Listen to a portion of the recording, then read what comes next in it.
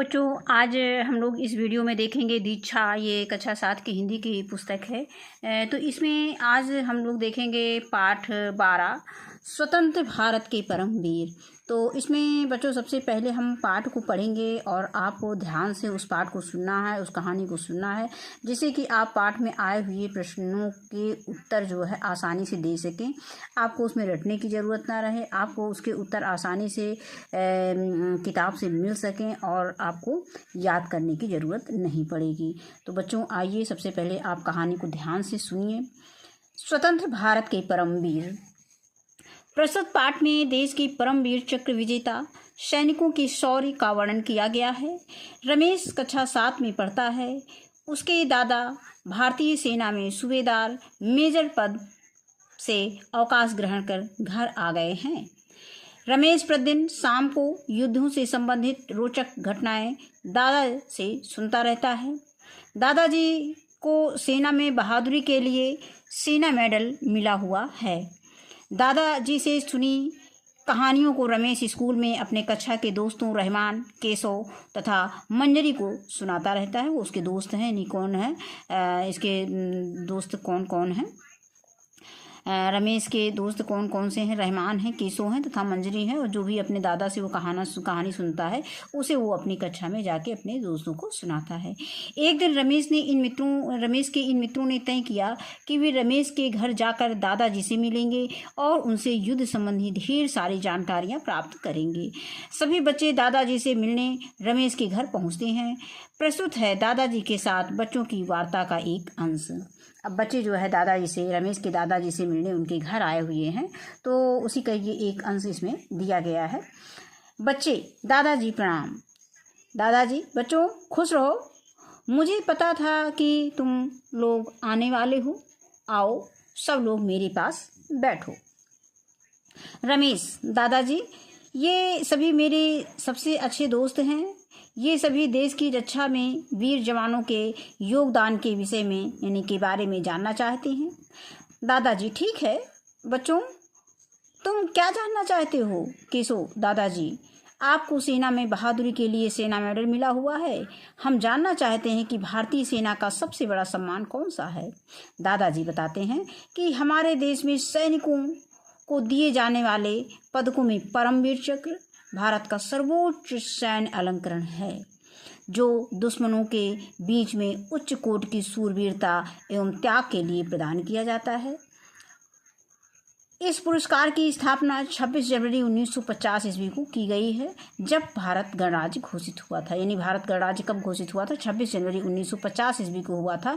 अगर आपसे पूछा जाए कि सैनिकों को भारत देश में सैनिकों को दिया जाने वाला सबसे सर्वोच्च पुरस्कार कौन सा है, तो वो परमवीर चक्र है। और उसकी शुरुआत कब से हुई थी? 26 जनवरी 1950 से हुई थी। और 26 जनवरी 1950 ईस्वी में भारत गणराज्य घोषित हुआ था। रहमान: दादाजी, परमवीर चक्र सम्मान सबसे पहले किसे प्रदान किया गया? दादाजी कहते हैं कि सबसे पहला परमवीर चक्र सम्मान मेजर सोमनाथ शर्मा को दिया गया था। रहमान: उनके बारे में विस्तार से बताइए।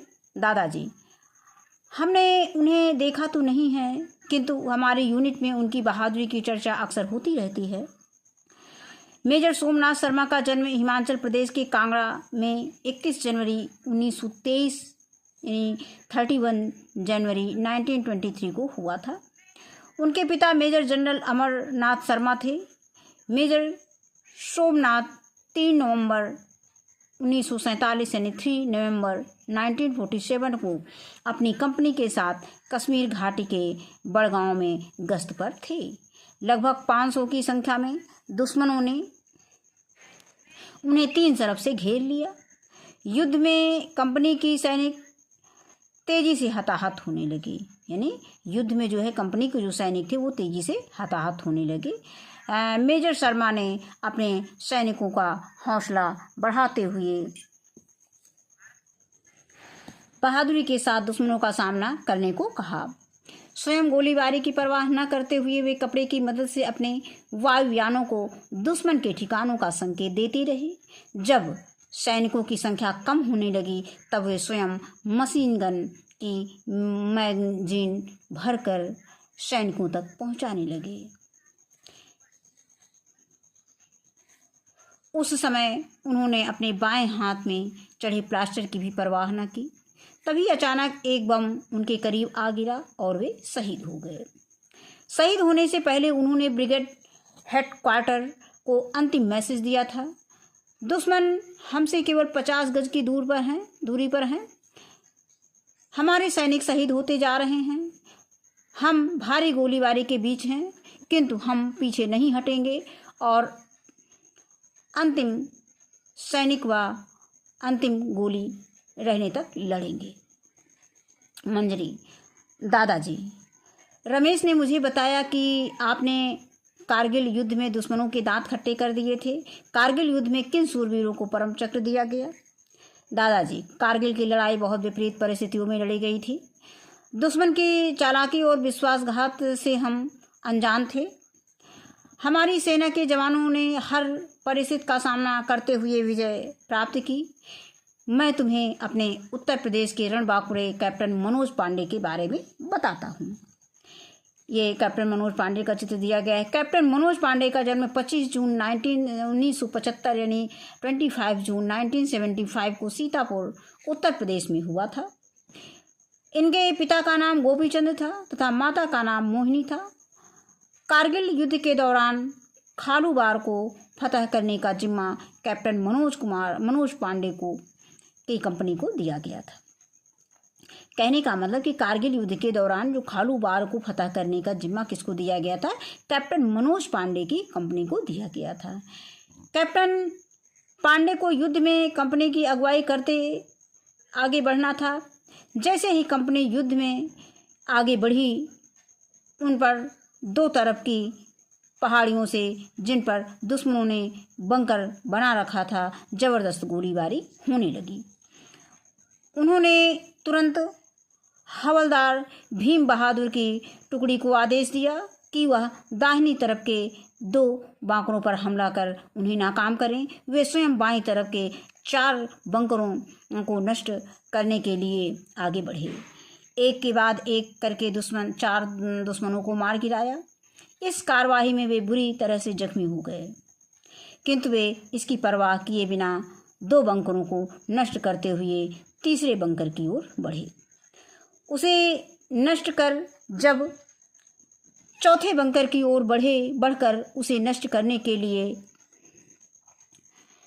आक्रमण किया, तभी दुश्मन की गोली उनके माथे पर लगी और वे शहीद हो गए। किंतु उनके द्वारा फेंके गए ग्रेनेड से चौथा बंकर भी नष्ट हो गया। उनकी इस वीरता के लिए उन्हें परमवीर चक्र से सम्मानित किया गया। केशव: कैप्टन मनोज पांडे के बारे में हमने भी समाचार पत्रों में पढ़ा था। देश के लिए कुर्बान होने वाले इन वीर जवानों को हम सलाम करते हैं। दादाजी, क्या कारगिल युद्ध में उत्तर प्रदेश के अन्य सैनिकों को भी यह सम्मान मिला है? दादाजी: हाँ, मिला है ना। उत्तर प्रदेश के निवासी ग्रेनेडियर योगेंद्र सिंह यादव को सबसे कम आयु में परमवीर चक्र से सम्मानित होने का गौरव प्राप्त है। इनका जन्म बुलंदशहर जनपद के औरंगाबाद अहीर गांव में 10 मई 1980 यानी 10 में 1980 को हुआ था। सन 1999 ईस्वी में जम्मू कश्मीर के कारगिल क्षेत्र की 16 से 18 हज़ार फुट ऊंची पहाड़ियों पर पाकिस्तानी घुसपैठियों ने कब्जा जमा लिया था। इन घुसपैठियों ने श्रीनगर को लेह से जोड़ने वाले महत्वपूर्ण राजमार्ग पर गोलीबारी आरंभ कर दी।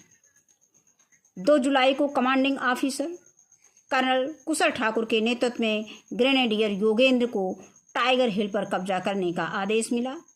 दल के ग्रेनेडियर योगेंद्र सिंह यादव सहित 7 कमांडो शामिल थे। टाइगर हिल पर घुसपैठियों की 3 चौकियां बनी थी। पहले मुठभेड़ में पहली चौकी पर कब्जा कर 7 कमांडों वाला दल आगे बढ़ा। कुछ ही दूर आगे बढ़ने पर दुश्मन की ओर से अंधाधुंध गोलीबारी आरंभ हो गई, जिसमें 2 सैनिक शहीद हो गए।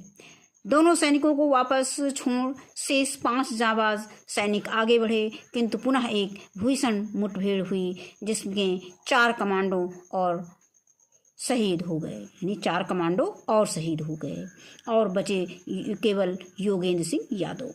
हालांकि वह भी बुरी तरह घायल थे। उनके हाथ में एक और जांघ में 2 गोली लगी थी। हाथ में 1 गोली लगी थी और जांघ में 2 गोली लगी थी। उनके बाएं हाथ की हड्डी टूट गई थी और हाथ ने काम करना बंद कर दिया था। फिर भी वे हिम्मत नहीं हारे। हाथ को बेल्ट से बांधकर कोहनी के बल चढ़ना प्रारंभ किया और इस स्थिति में भी कई घुसपैठियों को मार गिराया। इस प्रकार दूसरी चौकी पर भी कब्जा हो गया। योगेंद्र सिंह ने अकेले ही अपने अदम्य साहस का परिचय देते हुए चौकी पर शेष बचे घुसपैठियों को मार गिराया और तीसरी चौकी पर भी कब्जा कर लिया। इसी बीच उन्होंने पाकिस्तानी कमांडर की आवाज़ सुनी जो अपने सैनिकों को 500 फुट नीचे भारतीय चौकी पर हमला करने के लिए आदेश दे रहा था।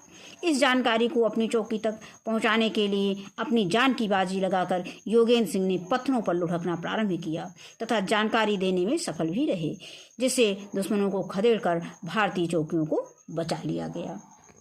रहमान, दादाजी, ये वीर तो अद्भुत है। ग्रेनेडियर योगेंद्र सिंह यादव ने मात्र 19 वर्ष की आयु में जो वीरता दिखाई है उस पर हम सभी को गर्व है। हमारी इच्छा और सूरवीरों के बारे में जानने की हो रही है। दादाजी, मैं तुम लोगों को कारगिल की लड़ाई में इस सम्मान को पाने वाले राइफलमैन संजय कुमार के बारे में बताना चाहता हूँ, जो मेरे ही प्लाटून का सैनिक था। संजय कुमार की बहादुरी को मैंने अपनी आंखों से देखा था। मुस्को घाटी पर स्थित चौकी नंबर 4875 यानी 4875 पर फतेह किए बिना द्रास के हेलीपैड पर अपना हेलीकॉप्टर उतारना, सीधे सीधे दुश्मनों के निशाने पर आना था। इस स्थिति में 4 जुलाई 1999 यानी 4 जुलाई 1999 को राइफलमैन संजय कुमार जब हमले के लिए आगे बढ़े तो दुश्मनों ने ऑटोमेटिक गन से जबरदस्त गोलीबारी आरंभ कर दी और आगे बढ़ना कठिन हो गया था। स्थिति की गंभीरता को देखते हुए संजय कुमार ने यह तय किया कि उस ठिकाने को अचानक हमले से खामोश कर दिया जाए। इसी इरादे से संजय कुमार ने यकायक हमला कर आमने सामने मुठभेड़ में 3 दुश्मनों को मार गिराया। इस आकस्मिक आक्रमण से दुश्मन बौखलाकर भाग खड़े हुए और अपना मशीन गन भी छोड़ गए। इस मुठभेड़ में संजय कुमार पीछे नहीं हटे और दुश्मनों की मशीन गन से ही उनका सफाया करना आरंभ किया और तब तक जूझते रहे जब तक वह पॉइंट यानी चौकी दुश्मनों से पूरी तरह खाली नहीं हो गया। इस वीर सैनिक का जन्म 3 मार्च 1976 यानी 3 मार्च 1976 को बिलासपुर हिमाचल प्रदेश में हुआ था। उनके इस अदम्य साहस के लिए भारत सरकार ने उन्हें परमवीर चक्र से अलंकृत किया था। मंजरी, दादाजी, मेरे पिताजी कारगिल युद्ध में शहीद कैप्टन विक्रम बत्रा की चर्चा अक्सर घर में करते हैं। आप उनके बारे में भी हमें बताइए। दादाजी, 9 सितंबर 1974 यानी 9 सितंबर 1974 को हिमाचल प्रदेश के पालमपुर में पैदा हुए कैप्टन विक्रम बत्रा दिसंबर 1997 में अपनी शिक्षा समाप्त कर सोपोर में सेना की 13 जम्मू कश्मीर राइफल्स में लेफ्टिनेंट के पद पर नियुक्त हुए। 1 जून 1999 यानी 1 जून 1999 को कारगिल युद्ध के दौरान हम्प और राकी नाग स्थान को जीतने के बाद उन्हें कैप्टन बना दिया गया। कैप्टन विक्रम बत्रा को श्रीनगर लेह मार्ग के ठीक ऊपर सबसे महत्वपूर्ण चोटी कौन थी? 5140 यानी 5140 को पाक सेना से मुक्त करवाने का जिम्मा दिया गया। वह क्षेत्र बहुत ही दुर्गम था, फिर भी विक्रम बत्रा ने अपने साथियों के साथ 20 जून 1999 यानी 20 जून 1999 को सुबह 3:30 यानी 3:30 पर तक इस चौकी को अपने कब्जे में ले लिया। इसके बाद पॉइंट 4815 4815 को भी कब्जे में लेने की बागडोर इन्हें सौंपी गई। इस अभियान में उन्होंने अपनी जान की परवाह किए बिना अभूतपूर्व वीरता का परिचय दिया और वीर गति को प्राप्त हुए। इस अदम्य साहस के लिए उन्हें मरणोपरांत भारत के सर्वोच्च वीरता पुरस्कार परमवीर चक्र से सम्मानित किया गया। बच्चे, दादाजी आपने देश के लिए अपने प्राणों की आहुति देने वाले इन वीरों के बारे में बताकर हम बच्चों का बहुत मनोबल बढ़ाया है। अंत में सभी बच्चों ने दादाजी को पैर छूकर प्रणाम किया और अपने अपने घर लौट गए। इसके बाद हम देखते हैं शब्दार्थ। सन्नद्ध, सन्नद्ध मीन होता है युद्ध के लिए तैयार, तत्पर। मेजर जनरल यानी भारतीय थल सेना में जनरल तथा लेफ्टिनेंट जनरल के नीचे का रैंक होता है। और मेजर क्या होता है? भारतीय थल सेना का लेफ्टिनेंट के बाद ऊपर का रैंक होता है। कंपनी यानी 80 से 150 सैनिकों की यूनिट को कंपनी कहा जाता है। हताहत मतलब घायल होकर मरना। और मैगजीन यानी बंदूकों के साथ लगा छोटा बॉक्स जिसमें गोलियां भरी हो जाती हैं उसे मैगजीन बोलते हैं। गोरखा राइफल्स एक रेजिमेंट का नाम है। और प्लाटून क्या है? सेना की टुकड़ी जिसमें 40-50 सैनिक होते हैं। बंकर क्या है? धरती में खोद कर छिपने के लिए बनाया गया स्थान बंकर कहलाता है। ग्रेनेड क्या है? गोला बारूद का एक प्रकार जिसे फेंक कर विस्फोट किया जाता है उसे ग्रेनेड कहते हैं। 18 ग्रेनेड ये एक रेजिमेंट का नाम है। चौकी यानी सुरक्षा निगरानी के लिए बनाया गया स्थान है। लेफ्टिनेंट यानी कमीशन्ड अधिकारी का पहला रैंक है। और दुर्गम स्थान जहां आसानी से पहुंचा नहीं जा सकता। अब हम इसमें देखेंगे प्रश्न अभ्यास। इसमें कुछ करने को पहला प्रश्न दिया गया है कि सभी परमवीर चक्र विजेताओं के बारे में जानकारी एकत्र कर पुस्तिका में लिखिए। तो इसको देखते हैं। इसमें थोड़ा सा हमें प्रश्न के पहले लिखना है कि वर्ष 1947 से अब तक परमवीर चक्र विजेताओं के नाम। तो यहाँ पर इसका उत्तर ये दिया गया है। यहाँ पर हम उत्तर डालेंगे और उत्तर में लिखेंगे कि वर्ष 1947 से अब तक परमवीर चक्र विजेताओं के नाम। इसके बाद हम इनके नाम जो है ये 21 हमारे जो विजेताएं दिए गए हैं इनके नाम हम नोट कर लेंगे। एक बार हम इनको पढ़ देते हैं। मेजर सोमनाथ शर्मा, नायक जदुनाथ सिंह और number 3 second lieutenant Rama Raghoba Rane और number 4 company havildar major Piru Singh Shekhawat और नंबर 5 है lance Naik Karam Singh. Number 6 captain Gurbachan Singh Salaria और नंबर 7 है मेजर धन सिंह थापा। 8वां है सूबेदार जोगिंदर सिंह सहनान और 9वां है मेजर शैतान सिंह। 10वां है कंपनी क्वार्टर मास्टर हवलदार अब्दुल हमीद और 11 है लेफ्टिनेंट कर्नल आरदेशियर बुरजार को जी तारापुर। और इसके बाद 12वां है लांस नायक अल्बर्ट एक्का और 13वां है फ्लाइंग अफसर निर्मलजीत सिंह सेखो।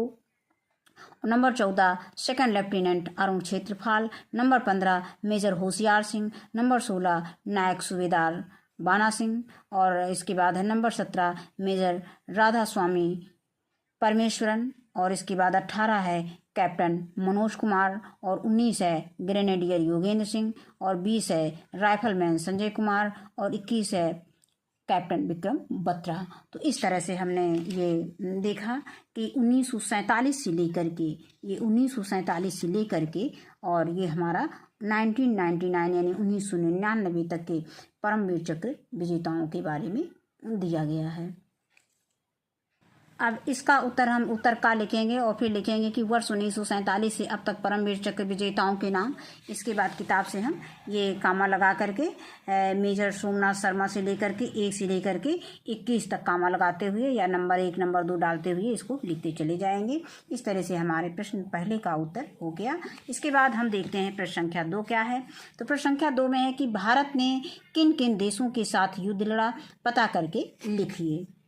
इसके बाद दूसरा प्रश्न दिया। अब इसका उत्तर हम लिखेंगे कि भारत ने 1947 में आज़ादी पाने के बाद 2 देशों से युद्ध लड़ा। ये नंबर 1 चीन है, नंबर 2 पाकिस्तान है। तो नंबर 1 पर 1962 ईस्वी में भारत चीन युद्ध हुआ था। इस युद्ध में चीन की जीत हुई और भारत युद्ध में पराजित हुआ। भारत पाकिस्तान युद्ध हुआ था और ये है पाकिस्तान से भारत को 4 बार युद्ध करना पड़ा। ये कब कब करना पड़ा? 1947 ईस्वी में पहला युद्ध लड़ा और दूसरे 1965 ईस्वी में दूसरा युद्ध, 1971 ईस्वी में तीसरा युद्ध और 1999 में चौथा युद्ध। चारों युद्ध में पाकिस्तान की हार हुई। इसके बाद अगला प्रश्न, प्रश्न संख्या 3 है कि अपने घर के आसपास रहने वाले किसी सैनिक से साक्षात्कार कर अपने अनुभवों को लिखिए। तो इसमें बच्चों आपको अपने आसपास अगर कोई सैनिक है तो उससे आप बात करके उसे साक्षात्कार करके आप उसको उत्तर इसमें अपनी कॉपी में लिख सकते हैं। इसके बाद हम देखते हैं कि विचार और कल्पना वाले प्रश्न। तो इसमें पहला दिया गया है कि देश के विकास के लिए आप क्या योगदान देना चाहेंगे, लिखिए। तो इसका उत्तर देखते हैं। तो इसका उत्तर लिखेंगे कि बड़ा होकर मैं देश का प्रधानमंत्री बनना चाहता हूँ ताकि मैं देश के विकास में अच्छी तरह अपना योगदान दे सकूं। मैं अपने देश की गरीबी, अशिक्षा व बेरोजगारी हटाऊंगा। यदि मैं प्रधानमंत्री नहीं बन पाया तो एक नेता अवश्य बनूंगा जिससे देश के लोगों का मार्गदर्शन कर सकूं। इसके बाद अगला प्रश्न है प्रश्न संख्या का, यदि आपको सेना का कमांडर बनने का अवसर दिया जाए तो आप क्या करेंगे। इसके उत्तर में लिखेंगे कि सेना का कमांडर बनकर मैं अपने देश की सीमा को सुरक्षित रखने के लिए देश के भीतर आतंकवादी हमलों आदि के खिलाफ लड़ने के लिए अपने जवानों को प्रशिक्षित करूंगा, उनका मनोबल बढ़ाऊंगा और जीवन मृत्यु की परवाह किए बिना ही शत्रुओं के हर वार का मुंह तोड़ जवाब दूंगा। इसके बाद है प्रश्न संख्या ग कि सीमा पार से आतंकियों की घुसपैठ को कैसे रोका जा सकता है, अपने विचार दीजिए। तो इसके उत्तर में लिखेंगे कि सीमा पर हर जगह सीसीटीवी कैमरा लगाया जाए और 24 घंटे उसकी मॉनिटरिंग की जाए। जैसे ही कोई संदिग्ध व्यक्ति सीमा पर पार करते दिखाई दे उसे गोलियों से उड़ा दिया जाए या उसे गिरफ्तार कर लिया जाए। इसके बाद अगला प्रश्न दिया गया है कि एक सैनिक को सीमा पर किन किन परेशानियों का सामना करना पड़ता होगा। तो इसका उत्तर लिखेंगे। इसके उत्तर में लिखेंगे कि एक सैनिक को सीमा पर अनेक परेशानियों का सामना करना पड़ता है। एक सैनिक को सीमा पर अनेक परेशानियों का सामना करना पड़ता है। उन्हें अपने घर परिवार की सुख सुविधाओं से दूर नींद चैन सब त्याग कर दिन रात सीमा पर पहरा देना पड़ता है और मौसम की परवाह किए बिना पूरी लगन से वे अपनी ड्यूटी करते हैं। अब इसके बाद हम पाठ से जो प्रश्न पूछे गए हैं उनका उत्तर देखेंगे। रमेश के मित्र उसके घर क्यों जाना चाहते थे। तो इसका उत्तर हम लिखेंगे कि रमेश के मित्र उसके घर इसलिए जाना चाहते थे, यानी रमेश के मित्र उसके घर इसलिए जाना चाहते थे क्योंकि वे रमेश के घर जाकर उसके दादाजी से मिलेंगे और उनसे युद्ध संबंधी ढेर सारी जानकारियां प्राप्त करेंगे। इसके बाद दूसरा प्रश्न दिया गया है कि युद्ध के दौरान सर्वोच्च वीरता का पुरस्कार प्रदर्शन करने वाले सैनिक को किस पदक से सम्मानित करने का प्रावधान है। तो अभी हमने इसमें पढ़ा था कि परमवीर चक्र। तो इसमें हमको उत्तर यही प्रश्न पूरा उतार देना है और यहाँ पर किस पदक की जगह पर हमें लिख देना है।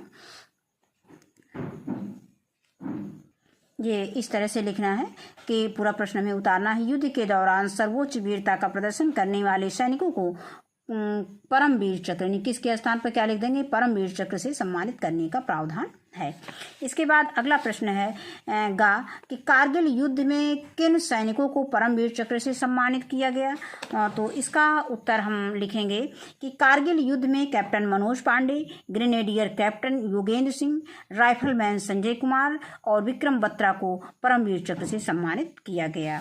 इसके बाद अगला प्रश्न है कि सबसे कम उम्र में परमवीर चक्र विजेता बनने का गौरव किसे प्राप्त है। तो इसका उत्तर हम लिखेंगे, अभी हम लोगों ने जब पाठ पढ़ा था तो उसमें ये पढ़ा था कि सबसे कम उम्र में परमवीर चक्र विजेता बनने का गौरव ब्रिगेडियर योगेंद्र सिंह यादव मात्र 19 वर्ष की आयु में प्राप्त है।